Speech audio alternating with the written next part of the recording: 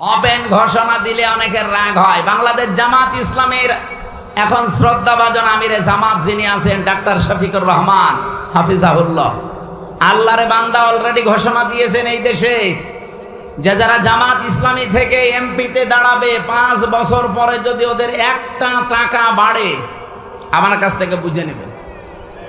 5 বছর এমপি হওয়ার পরে, মন্ত্রী হওয়ার পরে ওদের একটা টাকা বাড়বে না।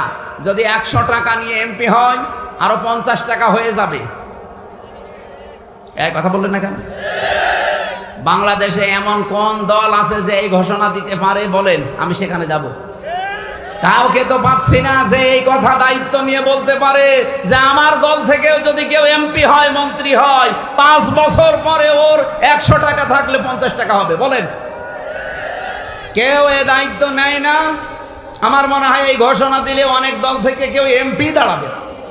বলবো ছাতা আমি কি করবো, আমার যা ছিল ওইটাও চলে যাবে।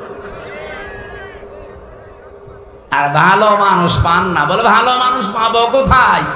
মাওলানা মতিউর রহমান নিজামী হাফিজাহুল্লাহ রহমতুল্লাহ আলাইহি, উনি তো ইন্তেকাল করেছেন, শহীদ হয়ে গেছেন। এই লোকটা মন্ত্রী ছিল, মন্ত্রিত্ব চালিয়ে 36 টাকা বেঁচেছিল, ওটা রাষ্ট্রকে ফেরত দিয়েছে। এই পৃথিবীর ইতিহাসে এই প্রথম। আর আপনি ভালো মানুষ খুঁজে পান না? না, ভালো মানুষ খুঁজতে হলে আমার মনে হয় এখন জিবরাইলকে নিয়ে আসা লাগবে। আমরাও তো বলেন সাধারণ মানুষ, আমাদের ভেতরেও আপনার মতো লোভ, লালসা, আকাঙ্ক্ষা এগুলো নেই? এই ঝঞ্ঝা বিক্ষুব্ধ পৃথিবীতে আপনার সাথে আমি চলি, আপনার সাথে আমি আছি। এই জায়গায় টিকে থাকা মানুষ হিসাবে কত কঠিন, আপনি নিজেকে ওই জায়গায় দাঁড় করিয়ে বলেন তো। আপনার মতো আমার আত্মীয় স্বজন নেই, আপনার মতো আমার স্ত্রী নেই, তাদের কাছ থেকে চাপ আসে না, এরপরেও টিকে থাকা কত কঠিন।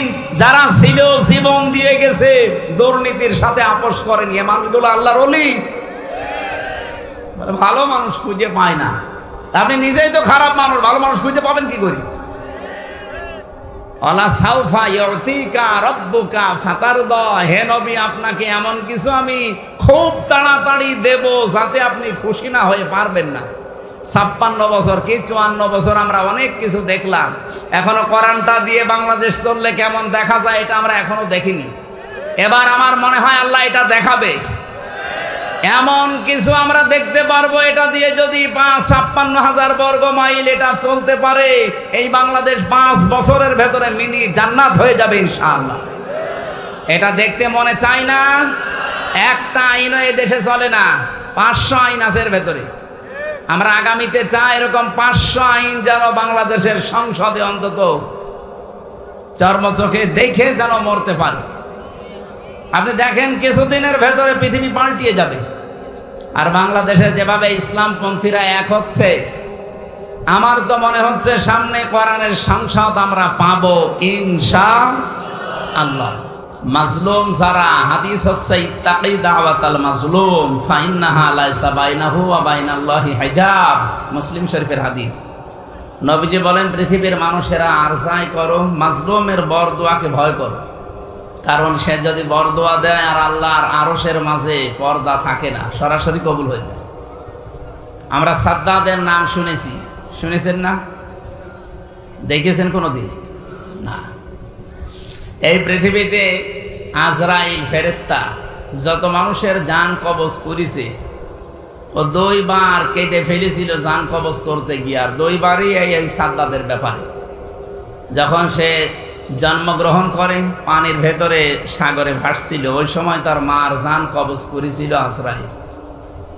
এই মহাসাগরে থই থই পানি চারিদিকে, আর একটা কাঠের ওপরে বাচ্চাটা ভাসতেছে। ওই অবস্থায় মাকে আল্লাহ বিদায় করে দিলেন। আজরাইল বলেন যে আমি এই দিন কেঁদে ফেলেছিলাম যে এ কি এরকম সিদ্ধান্ত।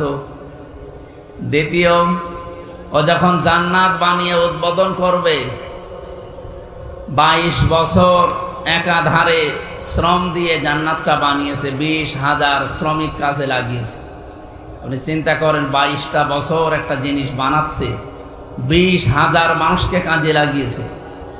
তার নিজের আয়ত্তে যত সোনা রূপা ছিল তার দেশে সব সেখানে কাজে লাগিয়েছে, এমন সুন্দর করে মন মতো বানিয়েছে। হযরত হুদ আলাইহিস সালামের কাহিনী এটা। নবী হুদ থেকে যা যা শুনেছে জান্নাতের বর্ণনা ঠিক ওইভাবে বানিয়েছে। সব তো আর কমপ্লিট করা সম্ভব না, কারণ জান্নাত আল্লাহ এমনভাবে বানিয়েছে যেটা মানুষের চোখে কোনোদিন দেখে নাই, কোনোদিন কানেও শোনে না, এমনকি মানুষের হৃদয়ে কোনোদিনের কল্পনা উদয় হয় না, এমন করে আল্লাহ বানিয়েছে। 100 ভাগ বানাতে পারেনি, অন্তত বানিয়েছি। যেদিন উদ্বোধন করবে ওই দিন আর সময় দেয়নি আজরাইল। আজরাইল বলেন আমি ওই দিন কেঁদে ফেলেছিলাম যে এত শখের জান্নাত, আল্লাহ বলেন যে না, একে উদ্বোধন পর্যন্ত না, ওর চৌকাঠ পর্যন্ত যেন পা না লাগে। আমি তাফসীরে ফি জিলালিল কোরআনে টিকায় পড়েছিলাম, তাবারির ভেতরেও আছে। এখানে 7টা কারণ লেখা আছে। আমার ওইগুলো উদ্দেশ্য না, আমার একটা শিক্ষা বের করার উদ্দেশ্য। এই সাদ্দাদ নামে লোকটা তা এত শখের জান্নাত পরিভ্রমণ করা, বসবাস করা, দেখা তো দূরের কথা, এই জান্নাতের চৌকাঠ পর্যন্ত স্পর্শ করার আগেই বিদায় নিয়েছে দুনিয়া থেকে। এই 7 কারণের ভেতরে একটা কারণ ও যখন জান্নাত তৈরি করে এলাকায় যেখানে যে সোনা রূপা পাওয়া যায় সব জোর করে নিয়ে আসছিল, কেড়ে যেভাবেই হোক। একটা বিধবা মহিলা, এতিম, মা বাবা নেই, স্বামীও মারা গেছে, তার কাছে 1 টুকরা সোনা ছিল। ওর যে সৈন্য সামর্থ্য আছে, লোকজন যে বলছে স্বর্ণ দেন, জান্নাত বানানো হবে বাদশার স্বপ্ন পূরণ করতে। ও বলছে আমার এই শেষ সম্বলটুকু নেবেন না, আমার স্বামী নেই, মা বাবা নেই, এইটাই আমার জীবনের সম্বল। ওরা তখন জোর করে ওর কাছ থেকে কেড়ে নেয় আর বলে না, বাদশার স্বপ্ন পূরণ করতে কারোর দিকে তাকানো হবে না। এই মেয়েটা তখন মাটিতে গড়াগড়ি দিয়ে হাউমাউ করে কেঁদেছিল, বলেছিল মাবুদ, আমি আজকে একা হয়ে গেছি, অসহায়। আমার শেষ সম্বলটুকু যে জালেম কেড়ে নিল, ওর স্বপ্ন সাধ তুমি পূরণ করতে দিও না। আপনি নবীর হাদিস কি বললাম? ইত্তাকি দাওয়াতাল মাজলুম ফাইন্নাহা লাইসা বাইনাহু ওয়া বাইনাল্লাহি হিজাব। মাজলুমের বরদোয়া থেকে নিজেকে বাঁচিয়ে রাখবা, কারণ মাজলুমের বরদোয়া আর আল্লাহর ভেতরে কোনো ফারাক নেই, পর্দা নেই, হিজাব নেই। যা বলবে কবুল হয়ে যাবে, হয় 2 দিন আগে নাই 2 দিন পরে। মুফাসসির লিখেছেন অনেকগুলো তাফসিরে, সব একমত যে এই যে মহিলাটা বরদোয়া দিয়েছিল, একদিকে অসহায় এতিম আর একদিকে বিধবা, এই মাজলুম অবস্থায় যা বলেছে ওটার সঙ্গে সঙ্গে আরশে চলে গেছে। আজরাইল শেষ পর্যন্ত বলেছে না, আপনার আর সময় নেই। ইদা জা আজালুহুম লা ইস্তাখিরুনা সাআতা ওয়া লা ইস্তাকদিমুন। সময় শেষ, 1 সেকেন্ডও দেওয়া হবে না। সাদ্দাদ বলেছে, ফেরেশতা আপনাকে আমি চিনতে পেরেছি, আপনি আজরাইল, একটু সময় দেন, শুধু জান্নাতে পরিভ্রমণ করে চলে আসব, আমি বসবাস করব না। আপনি আমার জান কবজ করবেন, আমার কোনো অসুবিধা নেই, শুধু আমি একটু দেখবো যে কেমন ভাবে বানিয়েছে 22টা বছর ধরে। ফেরেশতা ওই দিন বলেছে না, যত শখ করে, যত আকাঙ্ক্ষা নিয়ে বানিয়েছেন, ভেতরে যেতে পারবেন না। এমনকি ও জোর করে ঘোড়ার পিঠ থেকে যখন লাফ দিতে যায়, তখন চৌকাঠ স্পর্শ করার আগেই বাইরে পড়ে মারা যায়। আমি এখান থেকে শিক্ষা যে 7টা পেয়েছি, তার 1 নম্বর এইটা, ওই মাজলুম মহিলার বরদোয়া লেগেছিল, এই জন্য ওর স্বপ্ন সাদ আল্লাহ পূরণ করতে দেয়নি। এই পৃথিবীতে কোনো মানুষ যদি টার্গেট নিয়ে এগিয়ে যেতে চায়, আর ওই টার্গেটের পেছনে যদি কোনো মাজলুমের বরদোয়া থাকে, আর্তনাদ থাকে, চোখের পানি থাকে, জীবনেও সেই টার্গেটে আল্লাহ তাকে যেতে দেবে না। যদি দেয় তাহলে সূরা হুদ মিথ্যা হয়ে যাবে।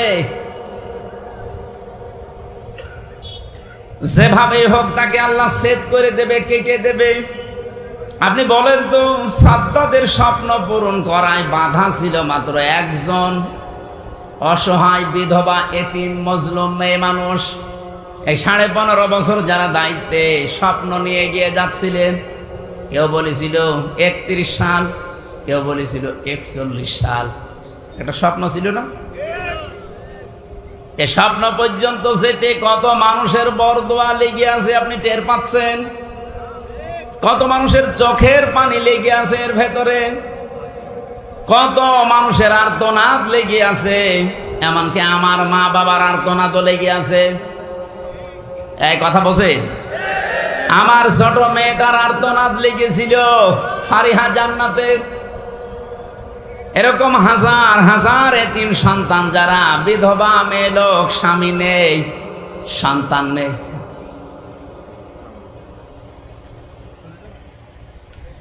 এতগুলো মানুষের বরদোয়া যদি কারো পেছনে লেগে থাকে, ও টার্গেট পর্যন্ত যাবে কি করে আপনি বলেন?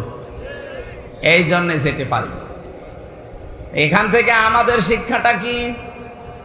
আমরা আগামীতে যারা এই দেশের দায়িত্ব নিতে চাই, যারাই হোক, চাবে তো একজন, আসবে তো একদল, যারা আসবে তারা তাদের টার্গেট নিতে গিয়ে কোনো মানুষের ওপরে যেন জুলুম না করেন। কারণ জুলুম করে আপনি টার্গেট পর্যন্ত জীবনেও যেতে পারবেন না। সাদ্দাতকে যদি আল্লাহ যেতে না দেয়, আপনাকে যেতে দেবে কি করে? আপনি কি সাদ্দাতের চাইতেও মহাশক্তিশালী হয়ে গেছেন? কারণ জালেমদের সম্পর্কে সবচাইতে বেশি খোঁজ কে রাখে বলেন তো? আরো জোরে বলেন। আল্লাহ বলেন ওদেরকে আমি একটু ছাড় দিয়েছি। কোন পর্যন্ত?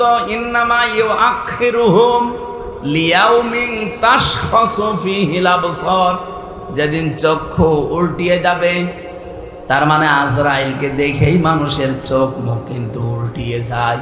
আপনি মরণের বিছানার দিকে একটু তাকিয়ে দেখবেন, চোখ মুখ মনে হয় যে সব বের হয়ে যাচ্ছে। ওই সময় পর্যন্ত মানুষকে আল্লাহ একটু ছাড় দিয়েছে, কিন্তু কোরআন বলছে কোনো মানুষকে আল্লাহ একেবারে ছেড়ে দেয়নি। আল্লাহ ছাড় দেয়, ছেড়ে দেয়নি। এই জন্য জালেম যেন আমরা অন্তত কেউ না হই। আগামীতে জালেমদের ব্যাপারে আল্লাহ সবচাইতে বেশি খোঁজ রাখে। আমি কোরআনে কারিমের সূরা শুরার 42 নম্বর আয়াতটা পড়লে সবচাইতে বেশি ভয় পাই। আল্লাহ বলেন আমি কিয়ামতের দিন নিজে মামলা দায়ের করব জালেমদের বিরুদ্ধে। আর বাংলাদেশে সবচাইতে বেশি হচ্ছে জালেম। এই কথা বোঝে? হয় নফসের উপরে জুলুম করছে, নাই পরিবারের উপরে জুলুম করছে, নাই সমাজের উপরে জুলুম করছে, নাই রাষ্ট্রের উপরে জুলুম করছে, জনগণের উপরে। আপনি তাকান, যে কোনো এক ধাপে এক শ্রেণীতে আপনি পড়ে যাবেন। সুতরাং আমরা যেন জালেম না হয়। জালেমরা টার্গেট কার? আরো জোরে বলেন। ইন্নামাস সাবিলু আলাল্লাযীনা ইয়াযলিমুনান নাস। আল্লাহ বলেন আমি নিজে মামলা দেব জালেমদের বিরুদ্ধে। আমরা আজ নিজের আজ ব্যক্তিগতভাবে নফসের উপরে যারা জুলুম করছি, নফসের উপরে জুলুম কি? মন যা চায় মানুষ তাই করে, এটা নফসের উপরে জুলুম। মন এখন চাচ্ছে একটু উলঙ্গ নাচ দেখি, দেখলেন, এটা জুলুম হবে আপনার নফসের উপরে। মন চাচ্ছে অন্যের স্ত্রীর সাথে একটু গল্প করি, পরকীয়া প্রেমে লিপ্ত হয়ে গেলেন, এটা নফসের উপরে জুলুম। এ জুলুম তো এ থানায় নেই। এরকম কোন লাইনে যারা আছেন এই মুহূর্তে ওই নাম্বারগুলো ডিলিট করে দেন। পরকীয়া প্রেমে যারা আছেন এই মুহূর্তে ডিলিট করা লাগবে। বলেন না বাড়ি যেয়ে হবে না, বাড়ি যেয়ে আপনি ডিলিট করবেন আপনি যদি মরে যান। আর ওই নাম্বার যদি আপনার মোবাইলে থাকে, আপনি মরে গেলেন, ওই মোবাইলটা ব্যবহার করবে আপনার ছেলে মেয়ে অথবা আপনার বউ, তখন মোবাইল হাতে নিয়ে বলবে ও এ 2 নাম্বার ছিল,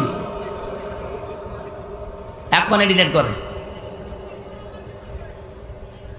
যাদের যাদের এরকম উল্টাপাল্টা কাজে আছেন এই মুহূর্তে আপনি ডিলিট করে ভালো মানুষ হয়ে যান। নেন করেন। কারা কারা করছেন হাত তোলেন তো।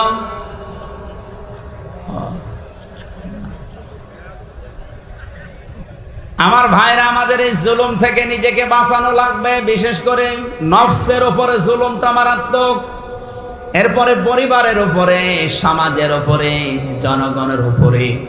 যে যেখানে দায়িত্বে আছেন ওই জায়গাতে যেন অন্তত জুলুম করবেন না। আল্লাহ আমি সহ যারা এখানে এসেছি প্রত্যেককে যেন বাঁচিয়ে দেন, বলেন আমিন। আজকের এই অনুষ্ঠান যেহেতু শুধু মুসলমানদের জন্য না, দল মত নির্বিশেষে এমনকি অন্য ধর্মের যদি কেউ এসে থাকেন, আপনাকেও কোরআনে কারিমের কাছে ওয়েলকাম জানাচ্ছি। কোরআন শরীফ শুধুমাত্র মুসলমানদের না, এটা হাদা বায়ানুল লিন্নাস হুদাল লিন্নাস, মানুষ পদবাচ্চে যারা বিবেচিত সবার জন্য কোরআন। এ কথা কার? সুতরাং অন্য ধর্মের যারা এসেছেন আপনারাও বসেন, আমরা তেলাওয়াতকৃত আয়াতে যা পড়েছি আরবিতে ওগুলো এখন বাংলায় ব্যাখ্যা করব ইনশাআল্লাহ। শুকরিয়া জানাচ্ছি এলাকায় এই প্রচণ্ড গরমে এখন তাফসির মাহফিল ওয়াজ মাহফিলের সিজন না, এটা সিজন থাকে শীতকালে, যেহেতু ওই সময় পাওয়া যায়নি আপনাদের সিরিয়াল, এই হিসাবে আপনারা এই গরমের সময়ও নিয়েছেন। এই সময় যারা দায়িত্বে আছেন তারা গান বাজনা দিতে পারতেন। এই এখান থেকে সরে বসে সরে সরে সরে পেছনে মামুল বসে আছে, এখন ডিস্টার্ব হবে। আরো পিছান পিছান, আরো পিছান, আরো পিছান।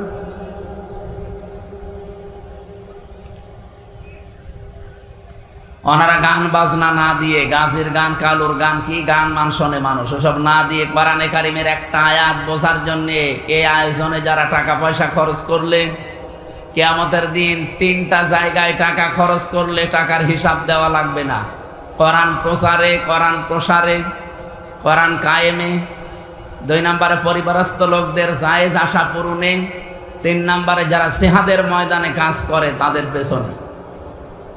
আমাদের টাকা এই সমস্ত জায়গায় তো খরচ হচ্ছে নাকি? হ্যাঁ, আমাদের এই টাকা পয়সা আল্লাহ যা দিয়েছেন এই 3টা জায়গায় যদি খরচ হয়, কিয়ামতে যখন আল্লাহ জবাব নেওয়া আরম্ভ করবে, এই 3টা জায়গার টাকা পয়সার হিসাব আল্লাহর কাছে দেওয়া লাগবে না। বলেন সুবহানাল্লাহ। দরুদ আর সালাম পাঠ করছি আমাদের নবী, মানবতার মহান শিক্ষক মুহাম্মদুর রাসূলুল্লাহ সাল্লাল্লাহু আলাইহি ওয়াসাল্লামের প্রতি। আমরা কোরআনে কারিমের সূরা মারিয়ম 41 নম্বর আয়াতটা পড়েছি। তাফসীরুল কোরআন মাহফিল লেখা আছে। তাফসীর আকারে আমরা শব্দের দিকে তাকিয়ে কথা বলতে চাই, নাকি আমরা সাপের কাহিনী আরম্ভ করব?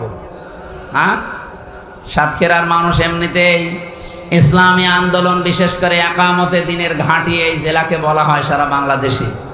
এদের ঘরে খাবার না থাকতে পারে, কিন্তু এরা দিন কায়েমের জন্য এক পায়ে খাড়া আছে। কি আমি কি বেশি বলে ফেললাম? না, বাংলাদেশের সারা 64 জেলার মানুষ আমরা জানি যে বাংলাদেশের সাতক্ষীরা এটা ইসলামের জন্য একটা উর্বর জায়গা। সারায়ে মারিয়াম একটা মহিলার নাম। কোরআন শরীফের ভেতরে যে সমস্ত মহিলাদের স্বামী আছে তাদের নাম আল্লাহ কোরআনে দিয়েছে, কিন্তু যাদের স্বামী নেই তাদের নাম আল্লাহ কোরআনে দেয়নি। আমার কথাটা উল্টিয়ে গেছে না? হ্যাঁ, পুরাটা উল্টিয়ে গেছে। যে মায়া মহিলাদের দুনিয়ায় স্বামী আছে ওদের নাম আল্লাহ কোরআনে দেয়নি। আপনি পুরা কোরআন শরীফ পড়ে দেখবেন স্বামীওয়ালা মহিলার নাম নেই, কিন্তু যাদের স্বামী ছিল না তাদের নাম আল্লাহ কোরআনে দিয়েছেন। তার ভেতরে এই মহিলার নাম মারিয়াম। নাম কি? মরিয়ম না, মারিয়াম।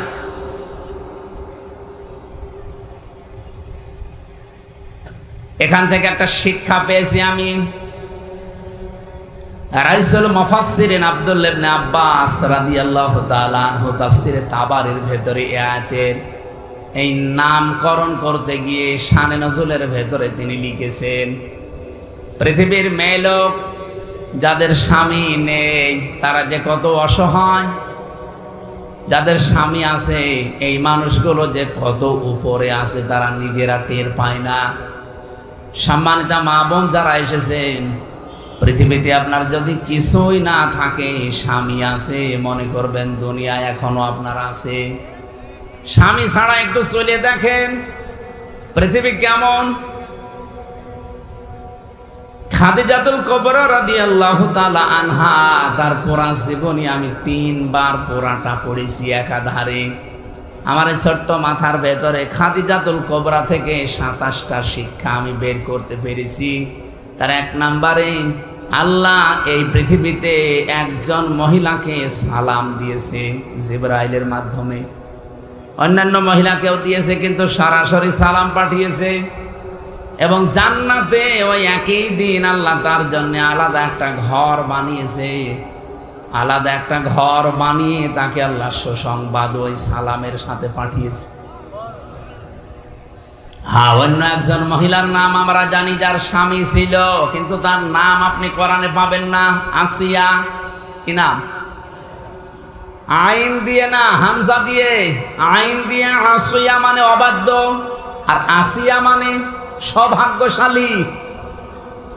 হযরতে আসিয়া, আসিয়া না আসিয়া। এই মহিলা যেদিন ফেরাউনের অত্যাচারে, তার স্বামীর অত্যাচারে একেবারে নিঃশেষ, ওই সময় ফেরেশতা জিবরাইল এসেছিল জান্নাত সাথে নিয়ে। উনি বলেছিলেন, আল্লাহ তুমি জান্নাত পাঠিয়েছো, আমি খুশি হয়েছি, তো জান্নাত আমার লাগবে না, তুমি জান্নাতের ভেতরে এমন একটা ঘর আলাদা ভাবে আমার জন্য বানাও। ইদে ক্বালাত রব্বি বিনলি ইনদাকা বাইতান ফিল জান্নাতি ওয়া নাজ্জিনি মিন ফিরআউনা ওয়া আমালিহি ওয়া নাজ্জিনি মিনাল কওমিজ যালিমিন। তুমি জান্নাতের ভেতরে এমন একটা ঘর আমার জন্য তৈরি করে দাও, যে ঘরে বসে তোমার সব সময় দেখা যায়। তিনি জান্নাতে ঘর বানাতে চেয়েছিলেন, আল্লাহর কাছে চেয়ে নিয়েছিলেন। আর খাদিজাতুল কুবরাকে আল্লাহ নিজে জান্নাতে ঘর বানিয়ে তার কাছে সুসংবাদ পাঠিয়েছেন। দুইজনের বিষয়টাই কিন্তু স্বামী। একজন স্বামীর অত্যাচারে অত্যাচারিত হওয়ার পরে বরদোয়া দেয়নি, আয়াতের দিকে খেয়াল করেছে, ভেতরে ব্রেক লাগিয়েছে, আমার কপালে শলাকা লাগিয়েছে, আমার মাথার উপরে গরম তেল ঢেলে দিচ্ছে, চুলগুলো সব আমার উঠে গেছে, আমারে পোড়া উলঙ্গ করে আমার লজ্জা স্থানের দিকে ওরা বর্ষা মারে।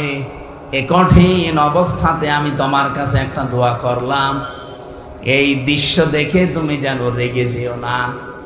ওয়ানাজ্জিনি মিন ফিরআউনা, তুমি আমাকে বাঁচাও ফেরাউন থেকে। আমালিহি ওয়ানাজ্জিনি মিনাল কওমিজ যালিমিন, আর এই জালেম সম্প্রদায় থেকে তুমি আমাকে বাঁচাও, কিন্তু তুমি আমার স্বামীর উপরে গজব দিও না। কি বুঝলেন আপনি? এত বড় কঠিন অত্যাচার, জুলুম, নির্যাতনের সময়ও তিনি স্বামীর জন্য বরদোয়া দেননি। হ্যাঁ, বলেছিলেন যে আপনি আমাকে বাঁচান, কিন্তু আপনি আমার স্বামীর ওপরে কোনো গজব দিয়েন না। মা বোন যারা এসেছেন, বিভিন্ন জায়গায় বসে আছেন, সাতক্ষীরার মেয়েরা, একটা স্বামী মাথার ঘাম পায়ে ফেলে কত কষ্ট করে আপনার জন্যে। পুরুষের এই কষ্টটা, এই শ্রমটা, এই টেনশন যদি আপনার মাথার উপরে চাপিয়ে দেওয়া যায়, আপনি একদিনও টিকে থাকতে পারবেন না। এত বড় কঠিন অবস্থায় আপনাকে আল্লাহ সংসার করাচ্ছে, সারাটা জীবন এই লোকটা মাথার ঘাম পায়ে ফেলে আপনার জন্য সব করে। হঠাৎ একটা সাবান যদি একটু কম হয়ে যায়, তখন আপনি বরদোয়া দিয়ে ফেলেন। নবীজি বলেন, আমি মেরাজে গিয়ে জাহান্নামে মেয়েদেরকে বেশি দেখেছি দুইটা কারণে। এক নাম্বারে তারা স্বামীর নাশকরিয়া করে, সারা জীবন ঠিক আছে, হঠাৎ একটা কিছু কম হয়ে গেলেই বরদোয়া দিয়ে দেয়।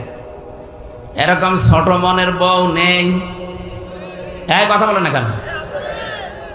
দুই নাম্বারে ওরা গীবত করে বেশি, এক জায়গায় বসলেই শুধু পরনিন্দা, পরচর্চা করে। এই দুইটা কারণে মেয়েদেরকে নবীজি বেশি জাহান্নামে দেখেছেন। হাদিসটা পড়লে মনে হয় এই দুই কারণের মহিলা বাংলাদেশে বেশি। কত বড় কঠিন পরিস্থিতিতেও স্বামীর জন্য তিনি বরদোয়া না দিয়ে দোয়া করেছিলেন যে আমার স্বামীর উপরে আল্লাহ তুমি রেগে যেও না, তার উপরে তুমি গজব দিও না, তুমি আমাকে বাঁচাও। আর একজনের নাম বললাম খাদিজাতুল কুবরা। এই মহিলা, তাকে আল্লাহ সালাম দেওয়া, জান্নাতে ঘর বানিয়ে পাঠানো এই স্বামীর কারণে। সারাটা জীবন পড়ে দেখলাম উনি কোনোদিন এক ওয়াক্ত নামাজ পড়েননি, একটা রোজা রাখেননি জীবনে কোনোদিন, একদিনের জন্য পর্দায় ছিলেন না খাদিজা, এক জীবনে একটা হজও করেননি। একটা টাকা কোনোদিন যাকাতও দেননি, কারণ এই বিধানগুলো সব নাজিল হয়েছে তার ইন্তেকালের পরে, এই জন্য উনি পাননি। এরপরও আল্লাহ তাকে সালাম দিলেন, জান্নাতে ঘর বানিয়ে সুসংবাদ পাঠিয়ে দিলেন। একটাই কারণ ছিল, ওই 27টা কারণ বলতে গেলে আমার শিক্ষা হবে না, আমি একটা বলছি। তিনি জীবনে যতদিন স্বামীর সংসারে ছিলেন, মুহাম্মদুর রাসূলুল্লাহ তার স্বামী, কোনো দিন একদিনের জন্যও স্বামীর মনে তিনি দুঃখ দেননি। এখানে যত স্বামী বসে আছেন আমি সহ গ্যারান্টি দিয়ে বলতে পারবেন আল্লাহর দিকে তাকিয়ে, যে জীবনে কোনোদিন সাংসারিক জীবনে একদিনের জন্য আমার বউ আমাকে দুঃখ দেয়নি, কষ্ট দেয়নি। তোলেন তো দেখি হাত। সভাপতি না এটা? এইটা সভাপতিও হাত তুলতে পারিনি, তার মানে ঝামেলায় আছে। আমিও তুলতে পারলাম না, আমি মিথ্যা কথা বলবো কেন? কি আশ্চর্য মা বোনেরা, ভিডিও দেখতেছেন আপনারা, কি চিন্তা করে দেখেন, এখানে হাজার হাজার স্বামী বসে আছে, একটা স্বামীও হাত তুলতে পারেনি। কারণ আমি কসম দিয়েছিলাম আল্লাহর নামে, যেন মিথ্যা কথা বলবে কি করে।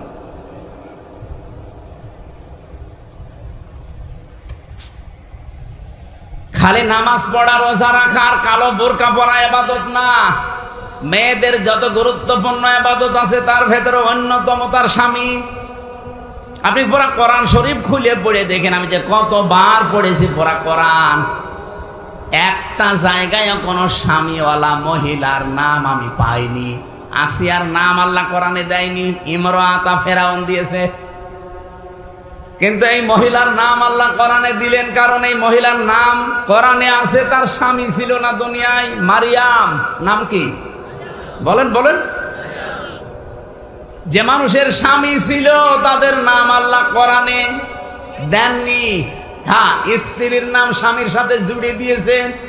আবু লাহাবের স্ত্রীর নাম আছে অমরাতুহু, লোত নবীর স্ত্রীর নাম আছে ইমরাতা লোত, কিন্তু নাম নেই। বলেন তো আল্লাহ কি লোত নবীর স্ত্রীর নাম জানতেন না? বলেন বলেন। আবু লাহাবের স্ত্রীর নাম উম্মে জামিল, জানতেন না আল্লাহ? কেন নাম দিলেন না? মেয়েরাই জানে স্বামীর গুরুত্ব দেবেন। এখান থেকে আমি আরেকটা শিক্ষা পেয়েছি। আজ বহু মানুষ এই দেশে আমি দেখি, এটা রেকর্ড হচ্ছে এই জন্য বলছি, এরা বলে হুজুর আমি নামাজ পড়ি, রোজা রাখি, আমার বউ পর্দায় থাকে, আমার ব্যবসা হালাল, আমি কোনো ঝামেলার ভেতরে নেই। এটা দ্বারাও বোঝাতে চাই যে এই দেশে যে রাজনৈতিক বিষয়গুলো এর ভেতরে আমি নেই, আমি ভালো মানুষ।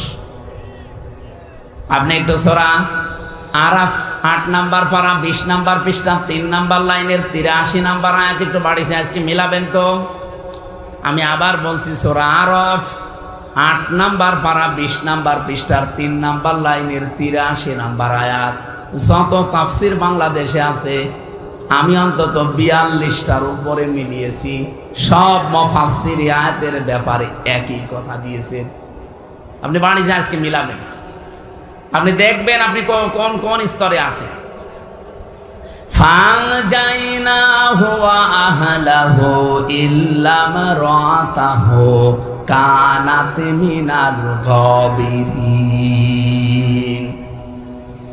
আসরের নামাজের সময় দুইজন ফেরেশতা আল্লাহ পাঠিয়ে দিলেন। তারা এসে বলে, লোত নবী আপনার উম্মতদেরকে নিয়ে আপনি এখান থেকে অন্য জায়গায় চলে যান, আমরা আল্লাহর গজব এখানে নাজিল করব, কারণ এরা নারীতে নারীতে পুরুষে পুরুষে বিবাহ করা আরম্ভ করেছে। আল্লাহর সিস্টেম তারা পাল্টিয়ে ফেলেছে। আল্লাহ পাক একে অন্যের প্রতি যে আকর্ষণ দিয়েছিল সেইটাই তারা নষ্ট করে আজ মেয়েতে মেয়েতে বিয়ে করতে চায়, পুরুষে পুরুষে জেনা করে। এদেরকে আল্লাহ রাখবেন না, কারণ জেনা ব্যভিচার যেখানে বেড়ে যায় ওই জায়গাটা অভিশপ্ত হয়ে যায়। মাগরিবের সময় এখানে আমরা গজব নাজিল করব, কিন্তু সাবধান, ইল্লাম রাতাহু আপনার স্ত্রীকে আপনি নেবেন না, কানাত মিনাল গাবিরিন সে পশ্চাৎ গমনকারীদের অন্তর্ভুক্ত। আমার প্রশ্ন আয়াত পড়ার পরে আমি জিজ্ঞাসা করলাম, যতগুলো তাফসীর পড়ে পড়ে মিলিয়েছি, পরে আমি জিজ্ঞাসা করলাম নিজের কাছে, কেন আল্লাহ লূত নবীর স্ত্রীকে নিতে নিষেধ করলেন? অথচ তার সাথে সংসার করছেন, ছেলে মেয়ে হচ্ছে, তার বাড়িতে একাধারে খাবার খায় একসাথে, এক ছাদের নিচে, অথচ গজব নাজিল হওয়ার সময় উম্মতদেরকে নিতে বলেন, নিজের স্ত্রীকে বাদ দিতে বলেন। ও সাতক্ষীরাবাসী, বিবেক খাটান, বুদ্ধি খাটান, বলেন তো লূত নবীর স্ত্রীর চরিত্র খারাপ ছিল? বলেন না। না, এই পৃথিবীতে কোন নবীর স্ত্রীর চরিত্র খারাপ ছিল না, তারা চরিত্রহীনা ছিল না। কারণ কোন হারাম রক্তের ভেতরে আল্লাহ নবীদের রক্ত প্রবেশ করার নাই। এ পৃথিবীতে যত নবী এসেছে, কোন হারাম রক্তের ভেতরে আল্লাহ নবীদের রক্ত দেননি। লূত নবীর স্ত্রীর চরিত্র ভালো ছিল, সে চরিত্রহীনা ছিল না। কিন্তু গজব নাজিল হওয়ার পরে আল্লাহ তাকেও ধ্বংস করে দিলেন, সে জাহান্নামে চলে গেছে। কারণ একটাই, সে নিজে ভালো ছিল, সে চরিত্রহীনা ছিল না, কিন্তু তলে তলে চরিত্রহীন মানুষদেরকে সাপোর্ট করত। ওই যে যারা মেয়েতে মেয়েতে জেনা করে, পুরুষে পুরুষে জেনা করে, এই চরিত্রহীন মানুষদেরকে, এই দুশ্চরিত্রবান মানুষদেরকে সে সাপোর্ট করত তলে তলে। আপনি চিন্তা করতে পারেন, একজন নবীর স্ত্রী, তাও যেমন তেমন সাধারণ মানুষের স্ত্রী না, নবীর স্ত্রী হওয়ার পরে চরিত্রহীন মানুষদেরকে সাপোর্ট করার কারণে যদি জাহান্নামে যায়। এই বাংলাদেশে কত মানুষ হাজী সাহেব, নিজে ভালো মানুষ, নিজের বউ পর্দায় থাকে, নিজের ব্যবসা হালাল, নিজে 5 ওয়াক্ত নামাজ তাহাজ্জুদ মিলে পড়ে, যাকাতও দেয় বছরে বছরে, নিজে সব কিছু ইসলামের উপরে, এমন এমন জায়গায় সাপোর্ট করে, ভোট দেয়, রায় দেয়, যার চরিত্র ভালো না। আপনাকে বলা লাগবে বাংলাদেশে নেই। এমন নেতার পেছনেও কাজ করে, যার দিনের চরিত্র একরকম, রাতের চরিত্র আর এক রকম। আপনি কি দুনিয়ার কাজ মনে করছেন? এটা মনে করছেন আল্লাহ টের পাচ্ছে না? কে বলেছে আপনাকে? লূত নবীর স্ত্রীকে যদি আল্লাহ ছাড় না দেয়, আপনাকে ছাড় দেবে? আপনি খালি নামাজ পড়েন, রোজা রাখেন, আর কালো বোরকা পরেন, আর আপনি হালাল ব্যবসায় আছেন। মানে আমি তো ভালো, আপনি তো ভালো, আমিও জানি কোন মানুষকে সাপোর্ট করেন, ওর চরিত্র ঠিক আছে। সূরা নিসা 5 নম্বর পারা 10 নম্বর পৃষ্ঠার 12 নম্বর লাইনের 85 নম্বর আয়াতে আছে, মাইয়াশফা শাফাআতান হাসানাতান ইয়াকুল লাহু নাসীবুম মিনহা ওয়া মাইয়াশফা শাফাআতান সাজ্জিয়াতান ইয়াকুল লাহু কিফলুম মিনহা। রব্বুল আলামিন বলেন, কোন মানুষ যদি ভালো কাজে সুপারিশ করে, ওই লোকটা ভালো কাজ করে যা পাবে, শুধু সুপারিশ করে পেছনের দরজায় শুধু একটু ঠেলা দিয়ে আপনি তাই পাবেন। কোন মানুষ যদি অন্যায় কাজ করে, ও অন্যায় কাজ করে যে গুনাহ হবে, আপনি শুধু পেছনের দরজা দিয়ে ঠেলা দিয়ে সাপোর্ট দিয়ে সেই গুনাহগার হবেন। এখানে দুনিয়ার কাজ মনে করে সামনের এটা কেউ এড়িয়ে যাবে না। হ্যাঁ, এ তো দুনিয়ার কাজ। কে বলেছে আপনাকে? আপনি যা করবেন এইটা দিয়ে হয় আপনার জান্নাত তৈরি হবে, যা করবেন অথবা এইটা দিয়ে আপনার জাহান্নাম তৈরি হবে। আপনি যা করছেন এখন আপনার নিজের উপরে। লূত নবীর স্ত্রীর দিকে তাকিয়ে একটু ভাববেন। আমি 1টা 2টা পড়লে বলতাম না, 42টার উপরে আমি মিলিয়েছি। আমার ভয় লাগে, আমি এমন মানুষকে আবার সাপোর্ট করি না তো, এমন মানুষের পেছনে নেই তো যে তার চরিত্র ভালো না। আল্লাহ আমাদের সবাইকে যেন এই আয়াতটার উপরে আমল করার তৌফিক দান করেন, বলেন আমিন। যারা আমিন বলেননি তারা মনে হয় লূত নবীর স্ত্রীর সাথে জাহান্নামে যেতে রাজি আছে। কারণ আমি জানি আপনি আমিন বলবেন না, আপনি তো সাপোর্ট করেন এমন মানুষকে। এবার বলেন তো আমিন। না, এখনো সবাই বলেনি। বলেন, আপনি কি আয়াতটা মানতে চান না? কথা বলেন না কেন? সুতরাং সামনে যদি সময় আসে, সুযোগ আছে, কোন চরিত্রহীন মানুষ আমার সামনে আসতে পারবে না। কথা বলা লাগবে। ওপেন ঘোষণা দিলে অনেকের রাগ হয়। বাংলাদেশ জামাত ইসলামের এখন শ্রদ্ধাভাজন আমিরে জামাত যিনি আছেন ডাক্তার শফিকুর রহমান হাফিজাহুল্লাহ, আল্লাহরে বান্দা অলরেডি ঘোষণা দিয়েছেন এই দেশে যে যারা জামাত ইসলামী থেকে এমপিতে দাঁড়াবে 5 বছর পরে যদি ওদের একটা টাকা বাড়ে আমার কাছ থেকে বুঝে নেবেন। 5 বছর এমপি হওয়ার পরে, মন্ত্রী হওয়ার পরে ওদের একটা টাকা বাড়বে না। যদি 100 টাকা নিয়ে এমপি হয় আরো 50 টাকা হয়ে যাবে। এই কথা বললেন না কেন? বাংলাদেশে এমন কোন দল আছে যে এই ঘোষণা দিতে পারে? বলেন, আমি সেখানে যাব।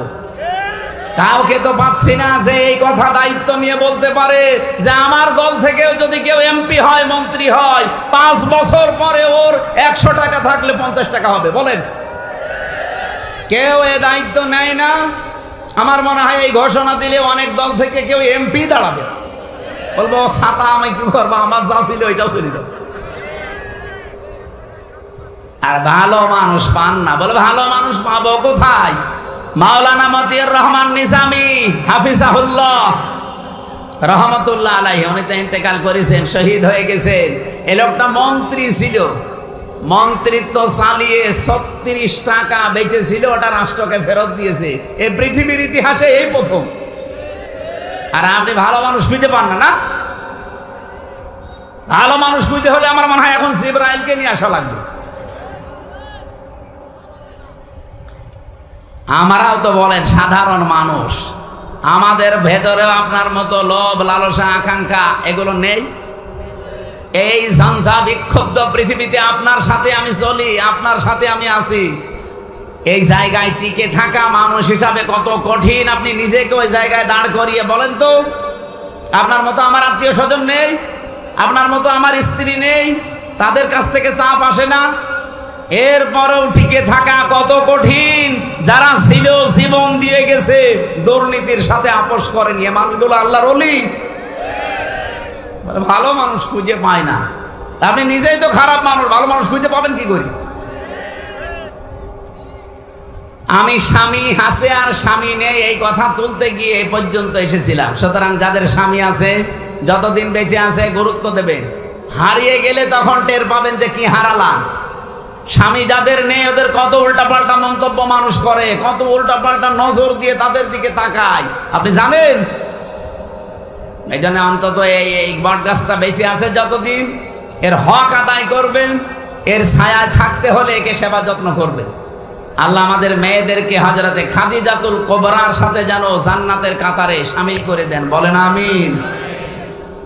সূরা মারিয়াম থেকে 98টা আয়াত আছে, মাত্র একটা আয়াত পড়েছি। আমার এই মাথার ভেতরে আয়াত নিয়ে যত তথ্য আমি পেয়েছি, শুধু আমার জীবন না, এখন 33 বছর আমার বয়স, কিয়ামত পর্যন্ত যদি আয়াত নিয়ে কেউ আলোচনা করে, কিয়ামত এসে যাবে তাও শেষ হবে না, এত কথা আছে এর ভেতরে। আমরা আসেন এখান থেকে কিছু আবিষ্কার করার চেষ্টা করি ইনশাআল্লাহ। রব্বুল আলামিন জানাচ্ছেন, আযকুর ফিল কিতাবি ইব্রাহিম। আমি 2 কিরাত পড়েছিলাম এখানে, ইব্রাহিম বলেছি একবার, আর একবার বলেছি ইব্রাহাম। 7 কিরাতে কোরআন শরীফ পড়া যায়, আলেমরা জানে এটা। আল্লাহ পাক বলেন, আমি আলোচনা করেছি আমার এই কিতাবের ভেতরে ইব্রাহিম আলাইহিস সালাম সম্পর্কে। ইন্নাহু কানা সিদ্দিকান নাবিয়্যা, নিশ্চয় সে ছিল একদিকে সিদ্দিক আর একদিকে নবী। লেখেন কি পেলেন বাংলা অর্থের ভেতরে? আমি তো আরবি পড়ার পরে বাংলা বলে ফেললাম। ওয়াজ তো শেষ হয়ে গেছে নাকি? না, এখনো শেষ হয়নি। আল্লাহ বলেন, আমি আলোচনা করেছি। এখানে প্রথম শব্দ হচ্ছে ওয়াজকুর, জাল কাফর। আমি 16 সালে একবার জিকিরের উপরে আলোচনা করেছিলাম যে জিকির কাকে বলে, কত প্রকার, কি কি। কোরআন শরীফে জিকির আল্লাহ কতটা অর্থে ব্যবহার করেছেন, হাদিসে কতটা অর্থে জিকির এসেছে, সেই জায়গায় আমি জিকিরের 5টা অর্থ নিয়ে এসেছিলাম কোরআন থেকে, আর হাদিস থেকে 40টা। এই 45টা দিয়ে আমি 1-1.5 ঘন্টা কথা বলেছিলাম। যেহেতু ওটা ইন্টারনেটে আছে, জিকির বললে আমির হামজা লিখলেই পেয়ে যাবেন। এ প্রথম শব্দ আমি বাদ দিয়ে দিলাম। আল্লাহ বলেন, আমি আলোচনা করেছি, জিকির করেছি, ফিল কিতাবে, কিতাবের মধ্যে। এখানে দেখেন কিতাবের আগে আল্লাহ আলিফ লাম দিয়েছেন। এই পৃথিবীতে কিতাব আমার আল্লাহর কাছে মাত্র একটা, তার নাম কোরআন। তার নাম কি? আরো জোরে বলেন। কোরআনে কারিম বাদ দিয়ে পৃথিবীতে যত কিতাব আপনি দেখেন এগুলো আসলে কিতাব নয়, এগুলো কিতাবের ব্যাখ্যা। দুনিয়াতে যত কিতাব আপনি লাইব্রেরিতে দেখেন এই সব কিতাবগুলো হচ্ছে আল্লাহর কোরআনের ব্যাখ্যা। আল্লাহর কাছে আসল কিতাব কোরআনে কারিম। তাফসিরে ফি জিলালিল কোরআনে আমি পঞ্চকি আরেকটা তাফসিরের নাম ওটা সাফওয়াতুত তাফসির তাফাসির, এর ভেতরে আমি পেয়েছিলাম কোরআনের নাম আল্লাহ দিয়েছেন 55টা। কোরআনের প্রথম নাম আল কোরআন, 2 নাম্বার নাম হচ্ছে আল ফুরকান, এরপরে আল কিতাব, 3 নাম্বার নাম আজ জিকির, 5 নাম্বার নাম হচ্ছে আত তানজিল। এরকম একটা একটা করে 55টা নাম আল্লাহ দিয়েছেন। 3 নাম্বার যেটা তার নাম আল কিতাব। আল্লাহ কিতাবের আগে আলিফ লাম দিয়ে নির্দিষ্ট করার কারণ হচ্ছে পৃথিবীতে একটাই মাত্র কিতাব এখন আছে, কিয়ামত পর্যন্ত থাকবে, যেটা মানুষকে হেদায়েত দিতে পারে। এখানে যালিকাল কিতাবু লা রাইবা ফি, আলেমরা আছে যারা তাদেরকে বলছি আল্লাহ যালিকাল কিতাবু, কিতাবের আগে আলিফ লাম দিয়ে নির্দিষ্ট করে দিয়েছেন। এই জন্যে পৃথিবীতে একটা মাত্র কিতাব আল্লাহ পাঠিয়েছেন, যার ক্ষমতা এখনো পর্যন্ত আছে, কিয়ামত পর্যন্ত থাকবে, যে মানুষকে এসে হেদায়েত দেওয়ার ক্ষমতা রাখে। কোরআনে কারিম মানুষকে হেদায়েত দিতে পারে, এই ক্ষমতা কোরআনের নেই। আরো জোরে বলেন। কিন্তু কোরআন থেকে হেদায়েত পাওয়ার জন্য আপনার মন থাকা লাগবে আগে, এইটা আসল বিষয়। আল্লাহ বলেন আমি কিতাবের ভেতরে ইব্রাহিমের জিকির করেছি, আলোচনা করেছি, বিস্তারিত ব্যাখ্যা দিয়েছি তার নামে। কিন্তু কিতাব থেকে কিছু কেউ যদি নিতে চায় তার প্রথম শর্ত তার মন তৈরি করা লাগবে। আজকে আমির হামজা না, আমার বাবা না, কাবা শরীফের ইমামকে এখানে নিয়ে এসে যদি আপনি ওয়াজ করান আর আপনার যদি মন তৈরি না হয় কোরআন থেকে হেদায়েত নেওয়ার মতো, কাবার ইমাম ওয়াজ করলো আপনার কিছুই হবে না। আমি আর কোরআন শরীফ কতটুকু পড়েছি বলেন? এই 33 বছর বয়সে আমার চাইতে কত বয়স্ক মানুষ এখানে বসে আছে, 60 বছর, 70 বছর, 80 বছর। কতটুকু পড়তে পারে তারা কোরআন? এখানে অন্তত যারা বসে আছে আমি গ্যারান্টি দিতে পারি কোরআন শরীফের প্রত্যেকটা শব্দের অর্থ আমার জানা আছে। এই কথা কেউ বুকে হাত দিয়ে বলতে পারবে না। এই যে অনার্স মাস্টার্স করা এই লোকটা, যতগুলো শিক্ষক শিক্ষিকা এখানে আশপাশে আছে আমি গ্যারান্টি দিলে কেউ বলতে পারবেন না, আমারও সম্ভব না। হ্যাঁ, আমি পড়েছিলাম কিন্তু আমার সব মনে নেই, আমার এখন আবার স্টাডি করা লাগবে। অথচ একজন মানুষের নাম আমি নিজে পড়েছি, তার জীবনী দেখলাম, গিরিশচন্দ্র সেন, এই নরসিংদী বাড়ি, শিবপুরে। ওই লোকটা পুরান কোরআন শরীফকে শুধু অর্থ লেখে নাই, তাফসিরও লিখেছে। আর আমরা জানি যারা তাফসির লেখে তারা এক একটা শব্দের একটা অর্থ না, একাধিক অর্থ তার জানা থাকা লাগবে, তাছাড়া সে তাফসির করতে পারবে না। কারণ এমন এমন শব্দ আছে সেই শব্দের ব্যাখ্যাটা আপনাকে ওই জায়গায় ওই হিসাবে মিলানো লাগবে। এই যে দরবা মানে মারা, দরবা মানে দৃষ্টান্ত দেওয়া, দরবা মানে সফর করা, দরবা মানে উপমা, একটা একটা করে প্রায় 33টা অর্থ আছে এই দরবা শব্দের। এখন সব অর্থ যদি আপনি এক জায়গায় মিলিয়ে দেন কিয়ামতের আগেও তাফসির মিলাতে পারবেন না। যেখানে যেইটা লাগবে অ্যাপ্রোপ্রিয়েট হবে, ওই শব্দের অর্থ ওখানে ওই জায়গায় ওইভাবে মিলাতে হবে। আল্লাহ হয়তো এখানে দরবা দিয়ে দৃষ্টান্ত দিচ্ছেন, এখন যদি বলেন না আমি দরবা মানে জানি মারা, আমি এখানে মারা অর্থ করব, হবে? মিলাতেই পারবেন না। তাহলে গিরিশচন্দ্র সেনের দিকে একটু বলেন তো, লোকটা কোরআন শরীফ কি পড়া পড়েছে? আমি নিজে কোরআনের উপরে অনার্স মাস্টার্স করা, আমার তাফসির নিয়ে কামেল করা। কোরআন শরীফ তো আমি হাফেজি পড়ার সময় মাত্র 6 মাসে এমন মুখস্থ করেছিলাম, আয়াত, পারা, পৃষ্ঠা, লাইন, রুকু পর্যন্ত আমার মাথার ভেতরে আছে। এত পড়া পড়েছি। এরপরে আমি প্রতিটি শব্দের অর্থ এখন আর বলতে পারি না, ভুলে গেছি। হ্যাঁ, পড়েছি, বহুবার পড়েছি, কিন্তু আমার মনে নেই। আপনি কি কি চিন্তা করছেন বলেন? গিরিশচন্দ্র সেনের কাছে আমি কি? কিছুই না। কারণ তার এক একটা শব্দের 33টার উপরে অর্থ জানা ছিল, আর আমার একটা শব্দের 5টা অর্থ বের করতে পারছি না। 3-4টের পরে আমার আর মনে থাকে না, তাও পুরাটা না, ডিকশনারি দেখা লাগবে। তারপরে এই লোকটা কোরআন আমার চাইতে আপনার চাইতে পড়েছে বেশি, বুঝেছে বেশি, লিখেছে বেশি, কথা বলেন না কেন? কিন্তু কোরআন থেকে সে হেদায়েত পেয়েছে। মরে গেলে তার জানাজা হয়েছে, কবরে দিয়েছে, কি করেছে? পুড়িয়ে ফেলেছে। কিছু বুঝলেন এখান থেকে? কোরআন শুধু পড়লেই, বুঝলেই, শুনলেই হবে না, শুধু লিখলেই হবে না, মন থাকা লাগবে। ওর মন ছিল না, আল্লাহর হেদায়েত দেয়নি। আপনার যদি মন থাকে, হযরত ওমরের মন ছিল, উনি মাত্র শুনেছিলেন সূরা তাহার কয়েকটা আয়াত, সূরা মারিয়ামের পরে তাহা কয়েকটা আয়াত শোনার পরে আল্লাহ তাকে পুরাটা চেঞ্জ করে দিয়েছে। তিনি যখন এ পর্যন্ত শুনলেন, ইন্নানি আনাল্লাহু লা ইলাহা ইল্লা আনা ফা'বুদনি ওয়া আকিমিস সালাতা লিযিকরি। তার নিজের ভাষা যেহেতু আরবি ছিল, তিনি আরবি বুঝলেই, শুনলেই বুঝতে পারতেন যে আল্লাহ কি বলতে চান। হযরত ওমর বলেন, এ পর্যন্ত শোনার পরে আমার মন পুরা চেঞ্জ হয়ে গেছে।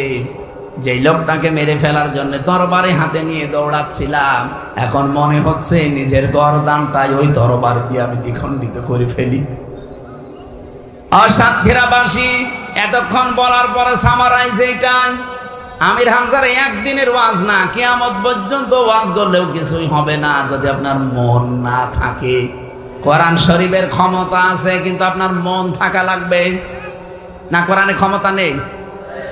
দুনিয়ার সব মানুষকে হেদায়েত দেওয়ার ক্ষমতা কোরআন রাখে না? রাখে না। এই জন্যই তো আলিফ লাম দিয়ে নির্দিষ্ট করে দিয়েছেন হেদায়েতের একচ্ছত্র কিতাবে একটা।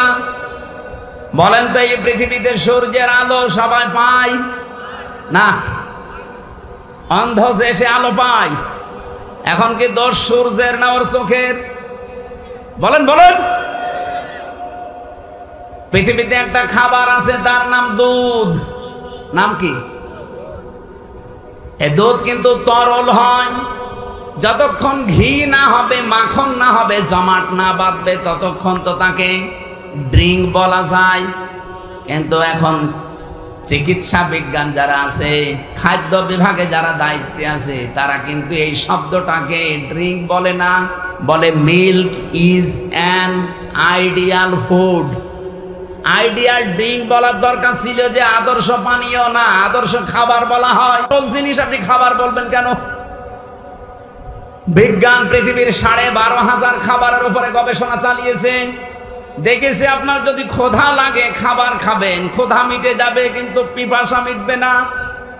আপনার যদি পিপাসা লাগে আপনি পানি খাবেন, পিপাসা মিটে যাবে, কিন্তু ক্ষুধা মিটবে না। এই একটাই মাত্র খাবার দুনিয়ায় আছে যেটা খেলে পিপাসাও মিটে যায়, ক্ষুধাও মিটে যায়, তার নাম দুধ। এই কথা বললেন না কেন? এই পৃথিবীতে একটা মানুষ জন্ম নেওয়ার পর 2 বছর যদি দুনিয়ার কিছু না খায়, শুধুমাত্র দুধ খায়, তাও সে বেঁচে থাকতে পারবে। এমনকি বিজ্ঞান জানাচ্ছে একটা মানুষ মরণ পর্যন্ত যদি কিছু না খায়, শুধু দুধ খায়, দুনিয়ায় জন্ম থেকে মরণ পর্যন্ত দুনিয়ার কোনো খাবার খায়নি, শুধু দুধ খেয়েছে, তাও সে বেঁচে থাকতে পারবে। কারণ তার খাবার এবং পিপাসা দুইটার চাহিদা এর ভেতরে আছে। একটা মানুষ যখন জন্ম নেয়, এই দিন থেকে শুরু করে প্রতিদিন 8, 9 বা 10 বার করে তার দুধ খাওয়া লাগে মায়ের স্তন থেকে। বিজ্ঞান এখন জানায় যে প্রতিদিন যদি 8 থেকে 10 বার করে দুধ খায়, প্রতিবারে যদি 1 পোয়া করে হয়, 8 বারে কমপক্ষে 2 কেজি হবে। আপনি 2 বছরের হিসাব একটু ক্যালকুলেটর দিয়ে মারেন। আমি একবার হিসাব মেরে দেখলাম যে আমি আমার মায়ের স্তন থেকে 2 বছরে কমপক্ষে দুধ খেয়েছি 36 মণ। কত বলেন বলেন? আমি আমার এই 36 মন, আমি তো একা, তো মা বাবার আমি একা সন্তান, এই হিসাবে আমি আমারটা মিলিয়ে দেখলাম না, আর একটু উপরে যাই, আমার 2 বাড়ি পরে আমার এক চাচাতো দাদা আছে, ওনার 12টা মেয়ে আর 5টা ছেলে। আমি ওনার বউকে একটু মিলালাম, দেখি তো ওই মুরব্বী মহিলাকে একটু মিলাই, আপনি 12 আর 5 কত হয় বলেন বলেন? 36 মন করে হিসাব মারেন। 700 কত মন যেন আমি একবার পেয়েছিলাম। একটা মহিলার ওজনই হয়তো 50-55 কেজি হবে, অথচ 772 মন দুধ আল্লাহ তার স্তন থেকে বের করিয়ে তার সন্তানদেরকে খাওয়িয়েছে। এটা আল্লাহর কুদরতি মেশিন। আমি ওইদিকে গেলে দুধের যে আলোচনা আছে, দুধের যে গুণগান আছে, আমি যদি এখন দুধেরই গুণগান করি তা 8-10 মিনিট শুধু দুধ দুধ করতে পারবো না। আমার বিষয় হচ্ছে দুধ এটা তরল থাকলে তো milk is an ideal drink বলার দরকার। তো বিজ্ঞান তাকে আইডিয়াল ফুড বলে এই কারণেই, কারণ এটা পানি এবং খাবার দুইটার সমন্বয়ে আল্লাহ বানিয়েছেন, এই পৃথিবীর একমাত্র খাবার। ও সাতক্ষীরাবাসী বলেন তো, এত গুণগান দুধের, এই দুধ কি সবার জন্য ভালো? এক কথা বলছেন না কেন? আমাশার রোগীকে যদি দুধ দেন, সুবহানাল্লাহ না নাউজুবিল্লাহ, এমনকি ওর রাস্তা হবে পায়খানার সাথে, বালিশ কাঁথা নিয়ে আমার মনে হয় পায়খানায় ঘুমালো রাখতে পারে। এক কথা বলছেন না কেন? জিনিস তো ভালো, সবার জন্য ভালো না। এখন দোষ কি দুধের না ওর পেটের? কোরআন শরীফও ভালো, সবার জন্য ভালো না। আল্লাহ আলিফ লাম এমনি দেয়নি, আপনার আগে মন থাকা লাগবে, তৈরি করা লাগবে নিজেকে এটার হেদায়েত পেতে হলে। রব্বুল আলামিন বলেন, এমন একটা কিতাবে আমি ইব্রাহিমের আলোচনা করেছি, যেই কিতাব তোমাদেরকে হেদায়েত দেওয়ার ক্ষমতা রাখে। জোরে বলেন সুবহানাল্লাহ। সেটা আমাদের কাছে আজ আছে, কিন্তু কোরআন থেকে হেদায়েত নেওয়ার মতো মন আমাদের অনেকের নেই। কোরআন থেকে যদি হেদায়েত কেউ নিতে চায়, আল্লাহ আমার 2টা শর্ত লাগিয়েছেন। এইদিকে তাকান এবার। কোরআনে কারীমের সূরা সূরার 13 নম্বর আয়াতের শেষের দিকে পাবেন, আল্লাহু ইয়াজতাবি ইলাইহি মাইয়াশা ওয়া ইয়াহদি ইলাইহি মাইয়ুনিব। রব্বুল আলামিন বলেন, আমি যাকে তাকে আমার কোরআনের জন্য বাছাই করি না। আমার এই কোরআন পড়া, আমার এই কোরআন বোঝা, আমার এই কোরআন কায়েম করা, আমার এই কোরআন প্রচার করা, এগুলোর জন্য যারে তারে আমি কাজে লাগাই না। আমি কাজে লাগাই তাকে যাকে আমি নির্বাচিত করি। বলেন তো, নির্বাচিত করার পদ্ধতি কি? নির্বাচন। বলেন বলেন, একটা কিছু যদি নির্বাচিত করতে চান, কোন পদ্ধতি বলেন? নির্বাচন ছাড়া নির্বাচিত করা যায়? তা আল্লাহ আমাদেরকে নির্বাচিত করবেন। এই 18 কোটি মানুষ আছে এই দেশে, সবাইকে কোরআন কায়েমের পথে আল্লাহ কাজে লাগাবে না। আল্লাহ বলেন, আমি নির্বাচিত করে এই মানুষগুলোকে কাজে লাগাবো যারা কোরআন কায়েমের মতো। কাদেরকে লাগাবো? ওয়াহদি ইলাইহি মাইয়ুনিব, যে লোকটা আমি আল্লাহর দিকে ফিরে আসতে চাই। তার মানে আপনি একামতের দিনের দায়িত্ব পালন করতে চান না, আপনার ভালো লাগে না, বুঝবেন আল্লাহ আপনাকে নির্বাচিত করেননি, আপনি আল্লাহর দিকে এখনো ফিরে আসতে পারেননি, আপনার অন্যদিকে টান আছে। কারণ কিছু জিনিস পেতে হলে কিছু জিনিস ছাড়া লাগে। আজকের আলোচনা ওইটাই ছাড়া। আমি ইব্রাহিম নবীর জীবন থেকে কয়েকটা তথ্য এখন আপনাদেরকে দিতে চাচ্ছি। রব্বুল আলামিন বলেন যে ইব্রাহিমের আলোচনা আমার কিতাবে করেছি। ইব্রাহিম কেমন ছিল জানো? সিদ্দিকুন নাবিয়্যা। 1 নম্বরে তিনি ছিলেন সিদ্দিক, 2 নম্বরে তিনি ছিলেন নবী। এখন সিদ্দিক কাকে বলে? আমাদের এই দেশে আমরা অনেকেই মনে করি সিদ্দিক মানে হাফিজুর রহমান সিদ্দিক, নাকি? সিদ্দিক মানে সত্যবাদী, যারা সত্য কথা বলে এরা সিদ্দিক না। শুধু সত্য কথা বললে আপনি সিদ্দিক না। কিয়ামতের দিন আল্লাহ কাতার বানাবেন 4টা। মিনান নাবিয়্যিনা ওয়াস সিদ্দিকিনা ওয়াস শুহাদাই ওয়াস সালিহিন। প্রথম নাম্বারের কাতারে থাকবে নবীরা, ওখানে আমাদের মতো মানুষের যাওয়ার ক্ষমতা আছে না, শুধু নবীরা। 2 নাম্বারে আল্লাহ কাতার বানাবেন সিদ্দিকিন, সিদ্দিকদের। তার প্রথম নাম্বারেই থাকবেন হযরত ইব্রাহিম আলাইহিস সালাম, উনি নবীদের কাতারেও থাকবেন, সিদ্দিকদের কাতারেও এসে দাঁড়াবেন। দ্বিতীয় নাম্বারে আমি নাম পেয়েছি যিনি থাকবেন, তার নাম হযরত আবু বকর সিদ্দিক। সিদ্দিকের আমি যে ব্যাখ্যাগুলো পেয়েছি, এই ভালো করে শোনেন, এটা সিদ্দিক কিয়ামতের দিন যেহেতু দ্বিতীয় কাতার, এই কাতারে আমাদেরকে যদি শামিল হতে হয় তাহলে দুনিয়া থেকে সিদ্দিক হয়ে যাওয়া লাগবে। আর সিদ্দিক হচ্ছে ওই মানুষটা যে মানুষ সত্যকে সত্য জানার পর কোনো প্রশ্ন ছাড়া পেছনের টান সব বাদ দিয়ে যে লোকটা মেনে নিতে পারে, এই লোকটা সিদ্দিক না। আপনি বোঝেননি, আবার বলছি, বসো, এটা খুব গুরুত্বপূর্ণ পয়েন্ট। সিদ্দিক হিসাবে কিয়ামতের দিন আবু বকর সিদ্দিকের কাতারে যদি দাঁড়াতে চান, সত্যকে সত্য জানার পর পেছনের টান থাকলেও সব বাদ দিয়ে দ্বিধাহীন চিত্তে প্রশ্ন ছাড়া মেনে নেওয়ার মতো যোগ্যতা আপনার এখনই তৈরি করা লাগবে। হযরত ইব্রাহিম এমনি সিদ্দিক এই শব্দটা পাননি, তিনিও অনুসন্ধান করেছিলেন সত্যকে। এটা সূরা আনামের ভেতরে পাবেন। ফালাম্মা জান্না আলাইহিল লাইলু রা কাওকাবা ক্বালা হাযা রাব্বি ফালাম্মা আফালা ক্বালা লা উহিব্বুল আফিলিন। প্রথমে তিনি তারকা দেখার পরে বললেন এটা আমার রব হবে। যখন অস্তমিত হয়ে গেছে বলছে না, যেটা ডুবে যায়, যার অস্তিত্ব নেই, ওটা আমি মানি না। পরবর্তীতে চাঁদ দেখলেন, ওইটাও যখন ডুবে গেল বলে না, মানি না। পরবর্তীতে সকালবেলা দেখলেন বিশাল এক সূর্য, তিনি বললেন হাদা রব্বি হাদা আকবার, এটা তো বড় দেখায়, এটা আমার বড় রব।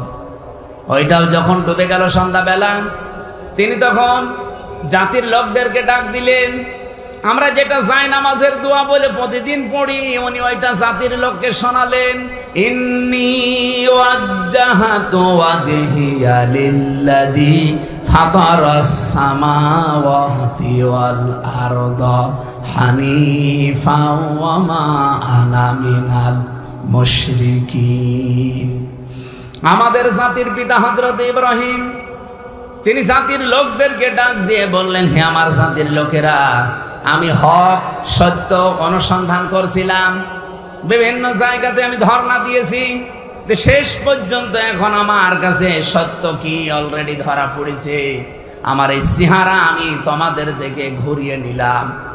আসমান আর জমিনের যিনি উদ্ভাবক হানিফা, আমি একনিষ্ঠভাবে ঘুরে আসলাম। ওমান মিনাল মুশরিকিন, আমি মুশরিক না। সাতক্ষীরাবাসী, এই শিক্ষাটাও গুরুত্বপূর্ণ।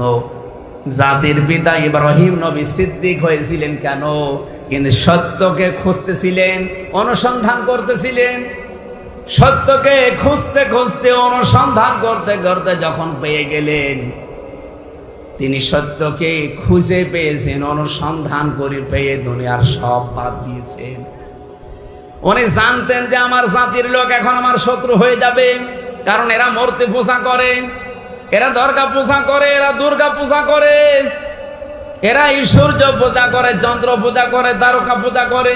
আমি যদি এখন বলি ইন্নী ওয়াজ্জাহাতু ওয়াজহিয়া লিল্লাযী, আমি জানি এদের থেকে আমি এখন মুক্ত হলে অনেকে আমার বিরুদ্ধে চলে যাবে।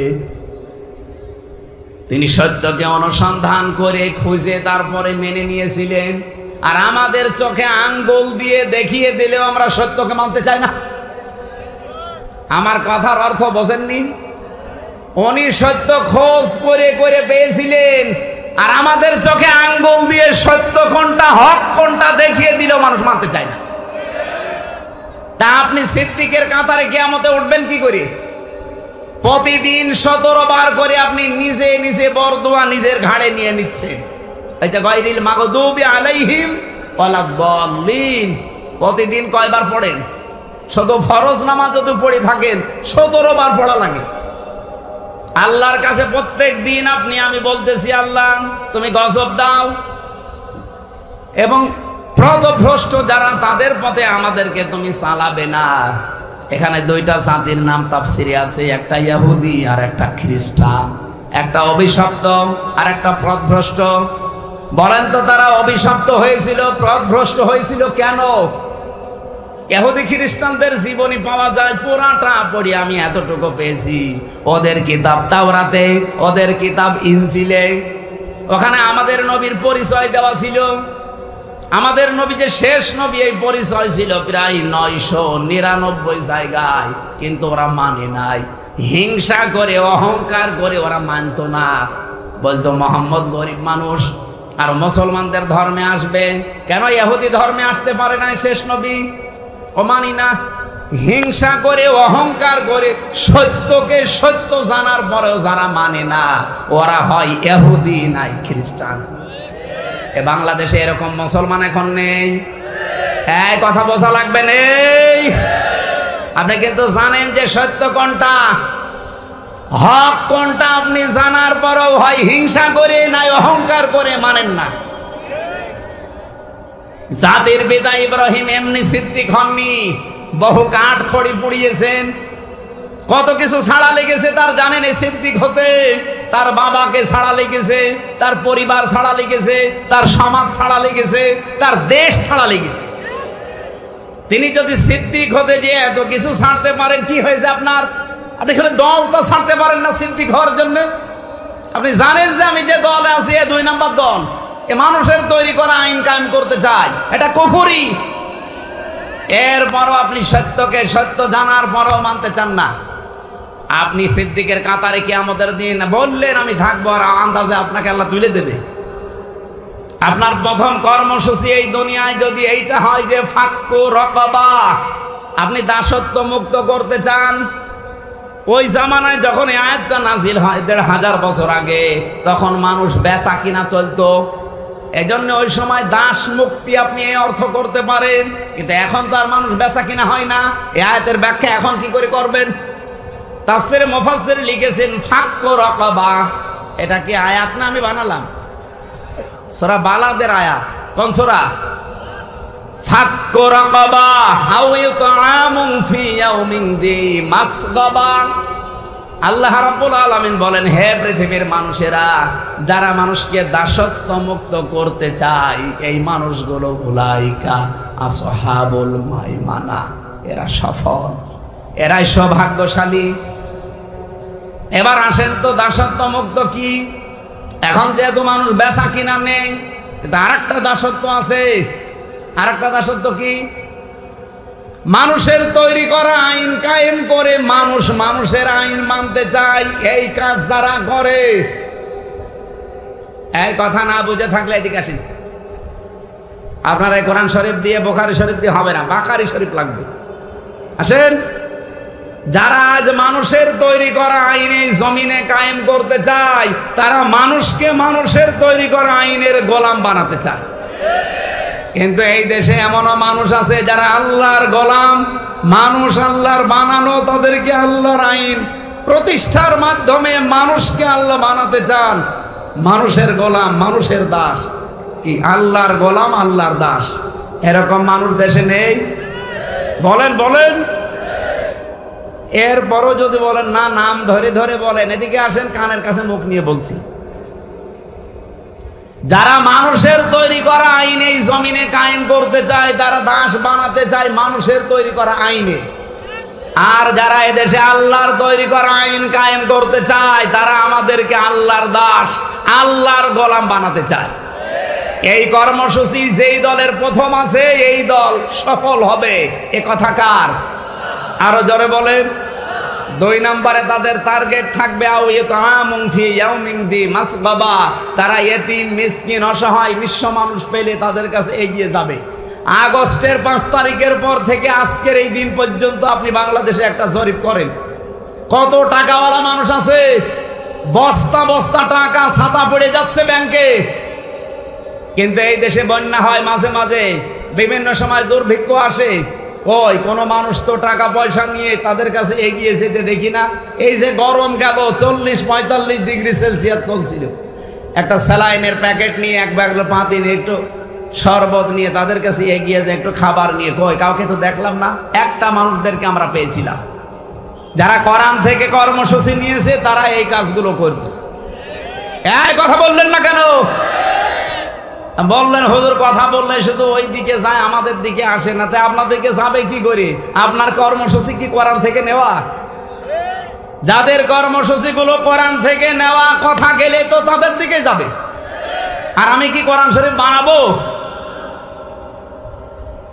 সত্যকে সত্য জানার পরও যারা মানতে চান না, কিয়ামতের দিন ইব্রাহিম খলিল মজাকি, ইব্রাহিম নবী সিদ্দিক ছিলেন, আবু বকর সিদ্দিক, তাদের কাতারে আপনি উঠতে পারবেন না। এই ছোট বিষয়টা আপনি মানতে পারেন না, অথচ আবু বকর সিদ্দিক হয়েছিলেন কত বড় বিষয় মেনে নিয়ে। মেরাজের ঘটনা, যেটা আল্লাহ পর্যন্ত বলতে গিয়ে আশ্চর্য হয়ে গেছে যে সুবহানাল্লাযী আসরা বিআবদিহি লাইলাম মিনাল মাসজিদিল হারাম। আল্লাহ বলেন আমি নিজেই আশ্চর্য হয়ে গেছি কথা বলতে গিয়ে। কারণ সুবহানাল্লাহ বলা হয় আশ্চর্য জিনিস দেখলে। আল্লাহ নিজে আশ্চর্য বোধ করছেন এই মেরাজের ঘটনা বলতে গিয়ে।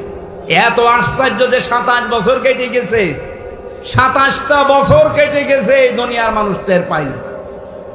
নবীজি বলেন আমি যখন এই যে মাথার সাথে শিকল লেগেছিল, ঘরের যে শিকল, এসে দেখি 27 বছর পরে শিকল এখনো দুলতেছে।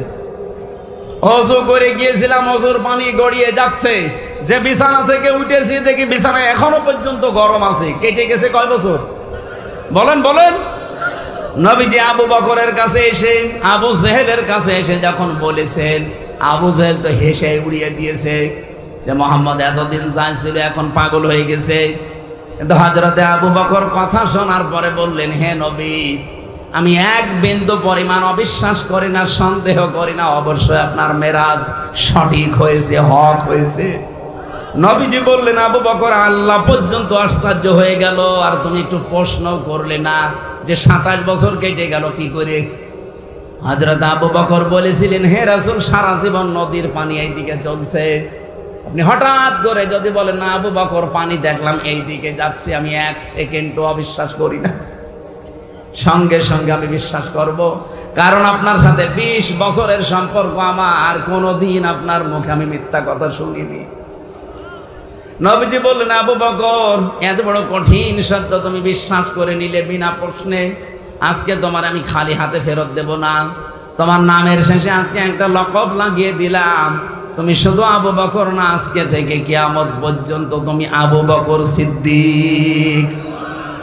সত্যকে সত্য জানার পর যারা বিনা চিন্তায় বিনা প্রশ্নে পেছনের দিকে টান ছিল, সব বাদ দিয়ে যারা মেনে নিতে পারে, এই মানুষগুলোই কিয়ামতের দিন এই সিদ্দিকদের কাতারে থাকবে। আপনি নিজের কাছে এবার প্রশ্ন করে বলেন, আপনি সিদ্দিকের কাতারে থাকতে পারবেন কিনা? সত্যকে সত্য জানার পরও আমরা আজ মানতে পারি না, খালি পেছনের টান, পেছনের টান। সব ভুলে যান। এখনই যদি আপনার চোখ বন্ধ হয়ে যায়, পেছনের যত টান থাক, কোন টানে কাজ হবে? বলেন। আমার নিজের নাম আমির হামজা, আমার বাবার নাম রিয়াজউদ্দিন, তার বাবার নাম হচ্ছে জাহান আলী, তার বাবার নাম ইমান আলী, এর বাবার নাম বাহাদু, এর বাবার নাম সাবের। এরপর আমার মনে নেই, আমি আর জানি না। আমার মনে হয় তাও তো 5-6 পুরুষ আমি বললাম, এ মুরব্বি মনে হয় 2-3টার পরে বলতেও পারবে না। আমি এগুলো আমি লিখে লিখে নিয়ে গেছিলাম। এখন আমার যত পরিস্থিতি হোক এই দেশে, এখন যদি আমি মারা যাই, আমার যতটুকু বাস্তবতায় জ্ঞান আমি দেখতে পাচ্ছি, আমি মারা গেলে আজকে রাতে যদি কেউ আমার ম্যাডামকে খবর দেয় যে হামজা মরে গেছে, আমরা নিয়ে আসতেছি, আপনি যে চকির ওপরে খাটের ওপরে থাকেন, ওই খাটের নিচে ওনারে মাটি দেওয়া হবে। আমার ম্যাডাম আমারে যতই ভালোবাসুক, বলেন তো খাটের নিচে মাটি দিতে দেবে?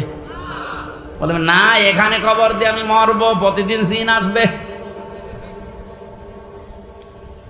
এত কষ্ট করে বাড়িটা বানিয়েছিলাম, মাত্র 100 বছর পরে যদি আমি এই কুষ্টিয়ার ওই 2 তলা বাড়িতে এখন আমি আসি, 100 বছর পরে ওখানে যারা থাকবে তাদেরকে আমি চিনি না, ওরাও আমাকে চিনবে না। 100 বছর পরে আসলে ওরা আমাকে বাড়িতে ঢুকতেও দেবে না যতই আমি নাম বলি। এই কথা বলেন না কেন? আমি যে সাবেরের নাম বললাম ওটা আমার 6 পুরুষ আগে, ওনার পরে ভাদু, ওনার পরে ইমান, এর পরে নমাজ, জাহান আলী, রিয়াজ, তারপরে আমি। ওনার আমি জীবনে কোনোদিন দেখেছি, সর্বোচ্চ আমি জাহান আলী পর্যন্ত দেখেছি। এরপরে আরো 4 পুরুষ আমি তো দেখি নাই। এখন যদি সেই সাবের সাহেব দুনিয়াতে ফিরে আসে আর বলে কুষ্টিয়ার এই বাড়ি আমার, আমি এগুলো বানিয়েছিলাম, ওনার দাঁত মুখ খুলে ফেলবো না সব? ভণ্ডামি করার জায়গা পান? কিসের সাবের আপনি? বলে না, এটা তোমার কাছে তালিকা আছে। তালিকা থাক, কিন্তু আপনার আমি সাবের মানি না। আপনি কি সত্যকে সত্য জানার পরও পেছনের টানের কারণে মানতে পারেন? আপনার স্ত্রীর কারণে, আপনার সন্তানের কারণে, দলের কারণে চোখ বন্ধ হওয়ার পরে এগুলো একটাও কাজে দেবে? বলেন। আপনাকে আমি সিদ্দিক হওয়ার আহ্বান জানাচ্ছি। আসেন আমরা সিদ্দিক হয়ে যাই। সত্যকে সত্য জানার পর পেছনে যত টান থাকে থাক, সব আজকে থেকে শেষ। আমি ইব্রাহিম নবীর মতো সব ছাড়তে রাজি আছি। এই কথা বলেন না কেন? আমার আলোচনার মূল পয়েন্টই এটা ছিল। আশা করছি আপনি আজকে থেকে সিদ্দিক হওয়ার জন্য উঠে পড়ে লাগবেন। 2 নম্বরে উনি ছিলেন নাবিয়্যিন সিদ্দিক বা নাবিয়্যা। নাবি মানে কি? নবী শব্দের শাব্দিক অর্থ এটা নাবা থেকে এসেছে, এর বাংলা অর্থ হচ্ছে সংবাদ। বাংলা কি? ইংরেজিতে বলে নিউজ। নিউজ লিখতে দেখবেন 4টা অক্ষর লাগে, NEWS। আপনি এন দিয়ে যদি নর্থ ধরেন, এ দিয়ে যদি ইস্ট ধরেন, ডাব্লু দিয়ে যদি ওয়েস্ট ধরেন, এস দিয়ে যদি সাউথ ধরেন, দেখবেন তামাম দুনিয়ার আর কোনো জায়গা বাকি আছে? আল্লাহ বোঝাতে চায় আমার নবী ইব্রাহিম এমন খবর নিয়ে দুনিয়ায় গিয়েছিল, এই নর্থ সাউথ ইস্ট ওয়েস্ট সব খবর আমি আল্লাহ তাকে দিয়ে পাঠিয়েছিলাম। এই 3-4 আয়াত আগে এই তথ্যটা আছে। সূরা নাম وَكَذَلِكَ نُرِي إِبْرَاهِيمَ مَلَكُوتَ السَّمَاوَاتِ وَالْأَرْضِ وَلِيَكُونَ مِنَ الْمُوقِنِينَ। বলেন আল্লাহু আকবার। এত সুন্দর করে আমার আল্লাহ সাজিয়ে দিয়েছেন। রব্বুল আলামিন বলেন আমি তাকে আসমান জমিনের রাজত্ব চালানোর ক্যাপাসিটি কি এটা আমি দেখিয়েছিলাম তাকে।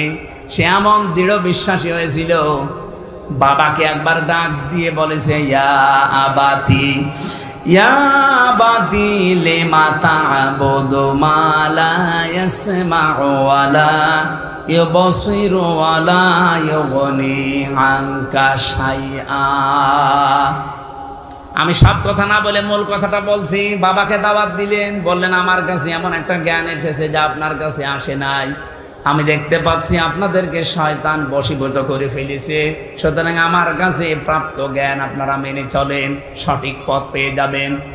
এগুলো বলতে বলতে বলতে যখন শেষ পর্যন্ত এসেছেন, বাবা এবার জবাব দিচ্ছে। দেখেন বাবা জবাব দিয়েছেন, ক্বালা রাগিবুন আনতা আন আলিহাতি ইয়া ইব্রাহিম লাইল্লাম তানতাহি লা আরজুমান্নাকা ওয়াহজুরনি মালিয়া।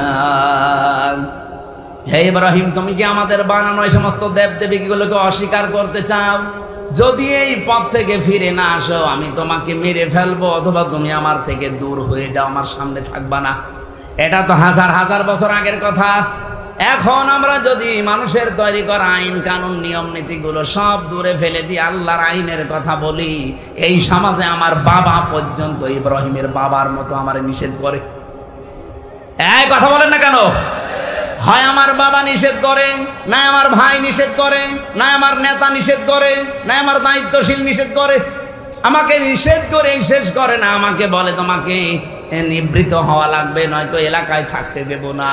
আমার মনে হয় 1500 বছর আগে ইব্রাহিমের বাবা আজর যা বলেছিল, এখনো অনেক আজর আছে এই দেশে তাই বলছে। তারা মরতে পোষায় নিষেধ করছে, এরা মানুষের আইন পোষায় নিষেধ করছে। জিনিস একই। ওই সময় হয়তো মূর্তি পূজা করতো, এখন মানুষের তৈরি করা আইনের পূজা করে। বাবার তৈরি করা আইন, স্বামীর তৈরি করা আইন। এই কথা বলছেন না? শিক্ষিত মানুষের মাথায় তো ঢোকার কথা। হযরত ইব্রাহিম ওই সময় এক বাক্যে বললেন, ক্বালা সালামুন আলাইকা। হে বাবা, আপনার কারণে আমি দুনিয়ায় এসেছি, ঠিক আছে, আপনার প্রতি শান্তি নাজিল হোক, সালাম, আমি দূরে চলে যাচ্ছি। সাস্তাগফিরু লাকা রাব্বি ইন্নাহু কানা বি হাফিয়া। অতি শীঘ্রই আপনার জন্য আমি আল্লাহর কাছে ক্ষমা চাবো, আল্লাহ যেন আপনাকে মাফ করে দেয়। ইন্নাহু কানা বি হাফিয়া, অবশ্যই আল্লাহ দয়ালু। ওয়া আতাসিলুকুম মা তাদউনা মিন দুনিল্লাহ। আর আমার একটা কথা শুনেন, আমি আপনাদের থেকে মুখ ফিরিয়ে নিলাম, আপনাদের থেকে আমি আজকে মুক্ত হয়ে গেলাম। আল্লাহ বাদে যাদেরকে আপনারা মেনে চলেন, আল্লাহর আইন বাদ দিয়ে অন্যের আইন যারা মানতে চান, আমি তাদের সবাইকে ছেড়ে দিলাম।